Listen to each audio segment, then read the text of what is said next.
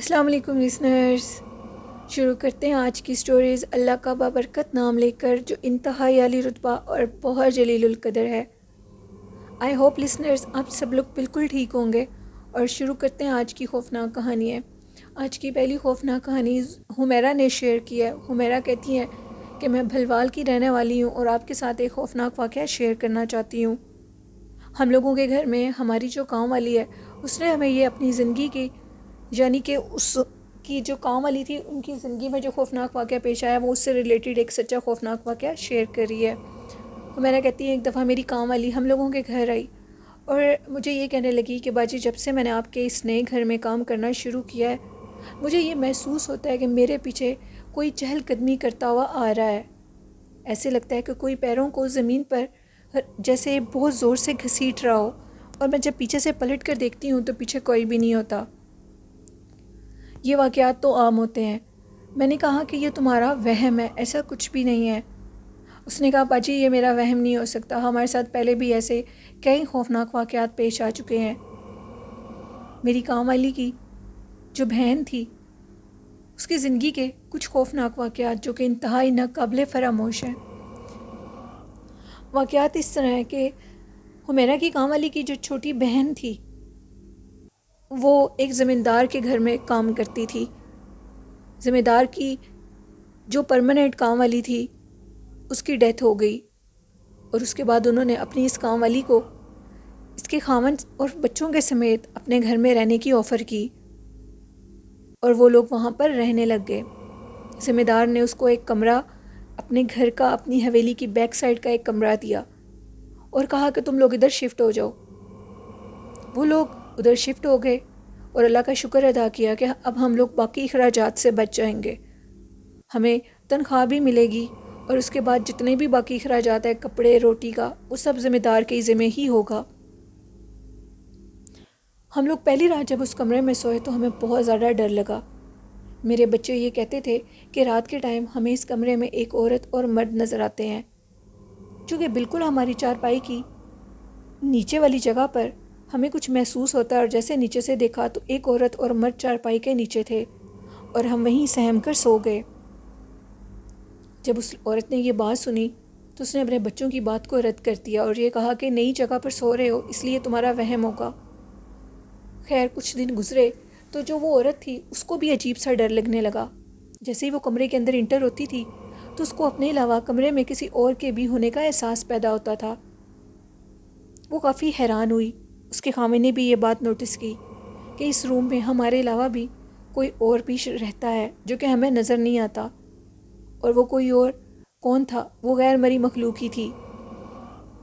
بچے اتنا ڈرتے تھے، اور جب سے ہم اس روم میں شفٹ آئے تھے ادھر، تب سے ہم لوگوں کی طبیعت بھی خراب رہتی تھی، اور بچوں کی صحت اس قدر بگڑنے لگی کہ ہم میاں بیوی اس چیز کی وجہ سے بہت پریشان ہو گئے، اور آخر کار ہمیں زمیندار سے بات کرنی پڑی اور ان سے یہ کہا کہ ہمیں اس روم سے نکال لو، اگر کوئی اور روم دے سکتے ہیں تو ہم آپ کے پاس رہ لیں گے، ورنہ ہم لوگ ادھر نہیں رہیں گے۔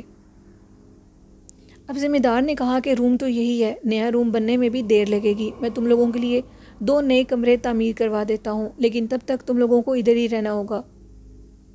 اب وہ کیا کہانی تھی اس سے تو کوئی واقف نہیں تھا۔ جب انہوں نے اس کہانی کے متعلق سنا تو ان کے رونگٹے کھڑے ہو گئے۔ اب جب وہ رات کو سونے لگتے تھے تو رات کو کمرے میں عجیب سی شور کی، چیزیں گرنے کی آوازیں رہتی تھیں۔ ساری رات کوئی چیز کمرے میں سونے نہیں دیتی تھی، کبھی کوئی لائٹ آن کر دیتا تھا تو کبھی کوئی روم کے لاک کو کھول کر دروازہ کھول دیتا تھا، کبھی دروازہ بند ہونے کی آوازیں، ساری رات کچھ نہ کچھ لگا رہتا تھا۔ اب یہ بات برداشت سے باہر ہو چکی تھی، بچے بہت زیادہ ڈرتے تھے، اور میرے بچے بار بار یہ بات کہتے تھے کہ ہمیں روم میں ایک عورت اور ایک مرد نظر آتا ہے جو کہ ہمیں اپنی طرف بلاتا ہے، نہایت خوفناک چہرے کے۔ میں بہت زیادہ پریشان تھی۔ بچے روم میں آتے تو اونچا اونچا چیخنے لگ جاتے، ایک سیکنڈ کا سکون نہیں تھا۔ ہماری زندگی تو آسانی کی طرف جانے کے بجائے بہت زیادہ مشکل کا شکار ہو گئی۔ آلریڈی ہم نے ذمہ دار سے کافی پیسے ادھار لے رکھے تھے، ہم اس کو چھوڑ کر بھی نہیں جا سکتے تھے۔ میرا خاوند اس قدر اب پریشان تھا، وہ یہ کہتا تھا کہ اب ہمیں ذمہ دار کی نوکری چھوڑنی ہی پڑے گی، پتہ نہیں روم تعمیر ہونے میں کتنے دن لگیں گے۔ ہم دوبارہ ذمہ دار کے پاس گئے۔ اس دن بائی چانس ذمہ دار کہیں شہر میں گیا ہوا تھا۔ ہمیں ایک بوڑھا نوکر ملا جو کہ اسی کی حویلی کا نوکر تھا۔ آج تک ہم نے اس بوڑھے نوکر کو نہیں دیکھا تھا، شاید وہ ذمہ دار کے ساتھ ہی ہمیشہ رہتا تھا، اور اس دن ذمہ دار اپنی فیملی کے ساتھ گیا ہوا تھا اور وہ بوڑھا نوکر گھر پہ ہی تھا۔ جب اس نے مجھے گھبرائے ہوئے دیکھا تو مجھ سے پوچھنے لگا کہ بیٹا تمہیں کیا ہوا ہے؟ وہ ایک عمر رسیدہ شخص تھا۔ میں نے کہا کہ مجھے ذمہ دار بابو سے ملنا ہے۔ انہوں نے کہا کہ وہ تو اپنے ٹائم پر آئیں گے اور تبھی تم سے مل سکتے ہیں۔ میں اس قدر پریشان تھی کہ وہ بوڑھا شخص اب تفتیش میں پڑ گیا اور کہنے لگا کہ مجھے اپنی پریشانی بتاؤ۔ میں نے اس بوڑھے شخص کو بتایا کہ میری زندگی تو اجیرن ہو چکی ہے، میرے بچے بیمار ہیں، میں بیمار ہوں، میرا خامد بیمار ہے، ہم ساری رات سو نہیں سکتے۔ جس پر اس بوڑھے شخص نے کافی حیران ہو کر پوچھا کہ تم ایسے کیوں کہہ رہی ہو؟ میں نے کہا کہ جیسے ہی ہم اس کمرے میں جاتے ہیں تو اس کمرے میں ہمارے علاوہ کوئی اور بھی مخلوق شامل ہے، وہ ہمیں چین سے نہیں رہنے دیتی، ساری رات وہ کمرے میں کچھ نہ کچھ کرتی رہتی ہے۔ وہ ایک مرد اور عورت ہے، جس پہ اس بوڑھے شخص نے اپنی آنکھیں نیچے کر لیں اور سر جھکا لیا اور سر کو پکڑ لیا اپنے دونوں ہاتھوں سے۔ میں ان سے پوچھتی رہ گئی آخر آپ کو ہوا کیا ہے؟ انہوں نے یہ کہا کہ ذمہ دار نے بہت برا کیا ہے، شاید تم سے پہلے والی نوکرانی کی بھی اسی کمرے میں ڈیتھ ہوئی تھی۔ وہ عورت اکیلی اس کمرے میں رہتی تھی، اس کے بچے اور خاوند پیچھے گاؤں میں تھے۔ وہ ادھر اکیلے آ کر اپنے بچوں کا پیٹ پالنے کے لیے رہتی تھی اور ہر مہینے جا کر اپنے بچوں کو مل لیا کرتی تھی۔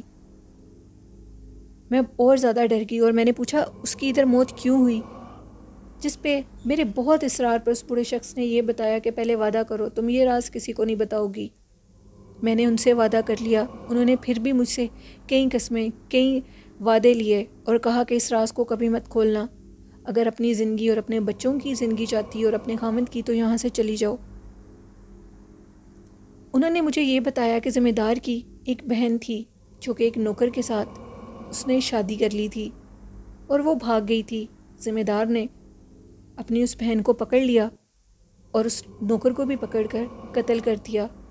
حویلی میں لا کر ان کا قتل کیا گیا اور حویلی کے اس بیک سائڈ والے کمرے کے اندر ان کو دفنا دیا گیا۔ قبروں کا کسی کو پتہ نہ لگے، ذمہ دار نے اس کمرے کو اور اونچا کر دیا، اس کو بالکل پکا کر دیا، وہاں پر قبروں کا نام و نشان بھی نظر نہ آئے۔ جہاں تم رہتی ہو وہاں پر دو بے گناہ لوگوں کی قبریں ہیں جن کا گناہ صرف یہ تھا کہ انہوں نے شادی کی تھی، بے شک غلط طریقے سے کی تھی، لیکن ان کی سزا موت نہیں بنتی تھی۔ تب سے اس کمرے میں کوئی بھی نہیں رہ سکتا۔ اس کمرے میں ساری رات وہ مخلوق نظر آتی ہے، کبھی کس روپ میں تو کبھی کس روپ میں۔ خوفناک مخلوق ساری رات ادھر گھومتی ہے۔ اب یا تو وہ ذمہ دار کی بہن کی روح ہے یا وہ جو بھی مخلوق ہے، لیکن وہ اسی روم میں رہتی ہے۔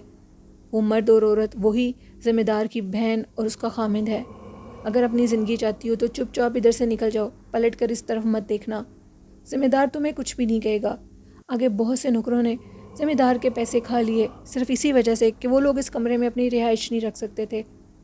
یہ ذمہ دار انتہائی ظالم اور سخت انسان ہے۔ میں نہیں چاہتا کہ تمہارے چھوٹے چھوٹے بچوں کو اور تمہارے خامند کو کوئی تکلیف بنے۔ یہ بات سننی تھی کہ میرے پیروں کے نیچے سے زمین نکل گئی اور میں جلدی سے فٹافٹ اندر گئی۔ ایک ٹیچی کیس کے میرے خامند کے اور میرے بچوں کے سوا اس کمرے میں 2 چارپائیاں تھیں جو کہ ذمہ دار نے ہی ہمیں دی تھیں۔ ہم جلدی سے اس کمرے سے، میں نے اپنے بچوں کو اٹھایا، اپنے خامند کا ہاتھ پکڑا اور کہا کہ ساری باتیں بعد میں ہوں گی۔ ہم لوگ وہاں سے نکل گئے اور بھاگ گئے۔ اس کے بعد ہم نے دوبارہ اس جگہ کا کبھی رخ نہیں کیا۔ یہ کہانی تھی حمیرہ کی جو انہوں نے بھلوال سے شیئر کی۔ حمیرہ کہتی ہیں کہ میری کام والی کی زندگی کا یہ سچا خوفناک واقعہ ہے جو میں آپ کے ساتھ شیئر کر رہی ہوں۔ اس کے بعد حمیرہ کی کام والی کی جو چھوٹی بہن ہے وہ دوبارہ اس جگہ پلٹ کر بھی نہیں گئی۔ تو لسنر، یہ تھی آج کی خوفناک کہانی۔ آپ لوگوں کو کیسی لگی اپنا فیڈ بیک ضرور دیجیے گا۔ آپ بھی اپنی خوفناک کہانیاں شیئر کر سکتے ہیں۔ ڈسکرپشن باکس میں میرا ای میل آئی ڈی اور فیس بک آئی ڈی مینشن ہے اور کمنٹ باکس میں بھی۔ اور میں آپ لوگوں سے یہ کہنا چاہتی ہوں کہ میرے چینل کو زیادہ سے زیادہ سپورٹ کریں۔ جو لوگ چینل کو ویو کرتے ہیں تو چینل کو سبسکرائب، لائک اور شیئر کیا کریں۔ آپ کی سپورٹ میری بہت حوصلہ افزائی کرتی ہے۔ آج کا اچھا میسج، اپنے والدین کی خدمت کریں، ہمیشہ سچ بولیں، درود شریف نماز کو اپنی زندگی کا حصہ بنا لیں تو کامیابی آپ کے قدم چومے گی۔ آئی ہوپ اس پر آپ ضرور عمل کریں گے۔ اپنی ہوسٹ نیلم یاسین کو اجازت دیجیے، دعاؤں میں بہت یاد رکھیے گا۔ اللہ حافظ۔